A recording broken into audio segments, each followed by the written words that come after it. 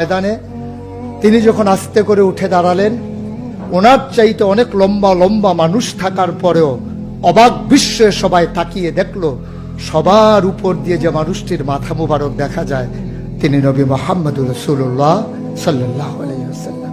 তিনি মধ্যমাকৃতির হওয়ার পরে সবার উপরে তার শির, সবার উপরে তার মাথা।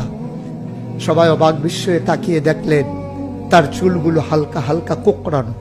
তিনি কখনো বা যখন চুলের ভিতরে তৈল দিয়ে আছড়াতেন, অবাক বিস্ময়ে মানুষ তাকিয়ে দেখতেন, মনে হতো চুলের মাঝে যেন মৃদুমন্দ ঢেউ দেখা যায়।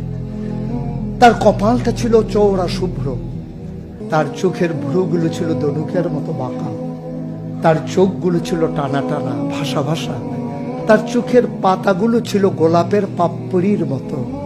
তিনি কখনো বা যখন চোখের পলক ফেলতেন, অবাক বিস্ময়ে মানুষ তাকিয়ে দেখতেন, মনে হতো মৃদু